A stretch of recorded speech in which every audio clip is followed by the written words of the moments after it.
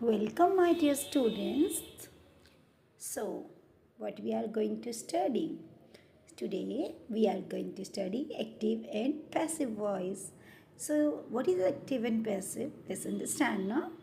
Transitive verb has two voices okay जो transitive verb होते हैं ना जैसे आपने पढ़ा था intransitive transitive verb right so transitive verb में कितनी वॉइस होती है टू वॉइस होती हैं जैसे कि एक होती है एक्टिव वॉइस और दूसरी होती है पैसिव वॉइस और जो वॉइस होती है ना बेटा show whether the subject of the verb acts as acted upon कि उसमें एक्ट करता है या नहीं करता है ठीक है let's understand like transitive verb जिसमें सब्जेक्ट होता है आपका मेन आपका क्या होता है वर्ब होता है देन ऑब्जेक्ट होता है तो वो क्या होता है आपका transitive okay observe the following sentences a peon rings a bell अब देखो पियोन क्या कर रहा है रिंग कर रहा है बेल को रिंग कर रहा है तो एक्टिव वॉइस में आ गया आपका अब पैसिव वॉइस में क्या हो जाएगा जो आपका ऑब्जेक्ट होता है देखो जो आपका द पियोन है ये आपका सब्जेक्ट हो गया और रिंग्स आपका वर्ब हो गया द बेल आपका ऑब्जेक्ट हो गया तो आपको क्या करना है मेरे बच्चे आपको करना है जो ऑब्जेक्ट है ना लास्ट वाला बस आपको उसको लेना है उसको आपको पहले लेके आना है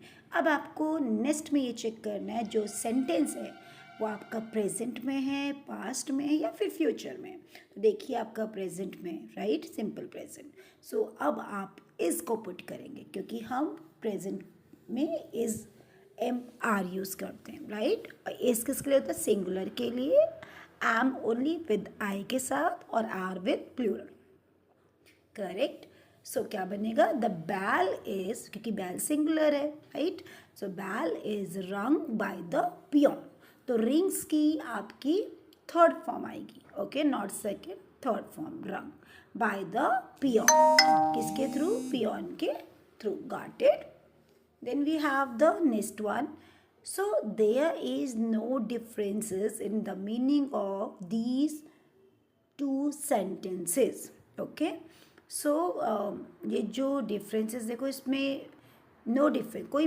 डिफरेंस ही नहीं मीनिंग का इन दो सेंटेंस जो हमने बनाए जो एक्टिव में था या पैसिव में था they are simply two different ways of saying the same thing but in the first sentence ना बेटा सब्जेक्ट परफॉर्म कर रहा है एक्शन को okay while in the second sentence में जो सब्जेक्ट है of the verb is acted upon so thus the voice shows whether the subject of a verb act is acted upon so see let's understand the second kanta writes a letter this is the active voice right so how can we frame this one into in passive voice see a letter क्या आपका object a letter और फिर right से यानी कि simple present है तो is और राइट की थर्ड फॉर्म रिटन और किसके थ्रू लिखा गया by Kanta okay then Rama help Sita तो जो सीता आएगा सीता अब देखो हेल्प आपका पास्ट है तो क्या बनेगा Sita was help by Rama okay तो जैसे मैंने बताया था प्रेजेंट का आपका होगा तो इज एम आर और अगर पास्ट होगा तो आप उसको वॉज एंड वर में करेंगे clear and Sita is a singular so Sita was help by Rama. Okay, see the next question. Active voice to passive voice to change the sentences from its active voice to its passive voice. So this one I have already explained. See the next thing. Let's understand the tense. First simple. Okay, with the present is MR, past was were, future will be or shall be. Continuous is MR or being and past was or were being. Okay is am are जब continuous में होगा मेरे बच्चे तो is am are according to the subject we have to put right and being को भी हम put करेंगे देन वर्ब की थर्ड फॉर्म आएगी perfect has been have been had been okay let's understand Neha sings a song so a song is sung by Neha then Neha is singing a song so a song is being sung by Neha देखो यहाँ पे present continuous है ना तो इसीलिए उसमें being आया है ठीक है और वर्ब की थर्ड फॉर्म आई है नेहा है संग अ सॉन्ग तो a song has been तो यहाँ पे अब बीन आएगा ओके क्या आएगा been has been sung by Neha then simple part Neha sang a song तो a song was sung by Neha then Neha was singing a song again present past continuous so a song was being sung by Neha Neha had sung a song. A song had been sung by Neha. Neha will sing a song. A song will be sung by Neha. See the next one, future perfect. Neha will have sung a song. So a song, देखो जब भी will have होगा ना उसके साथ been आएगा, ठीक है. Neha will have been sung by Neha.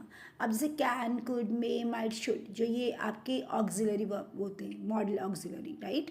तो इसमें हम क्या करेंगे, सबसे पहले इनको पास्ट में चेंज करना है. कैन का कुड बनेगा.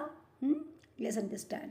Neha can sing a song, ठीक है. तो Neha can sing a song, इसका कैसे बनाएंगे, सबसे पहले वही अ सॉन्ग, फिर कैन का कैन आएगा, ठीक है, क्योंकि आपका किस में लग रहा है, प्रेजेंट में. Can be sung by Neha. Clear.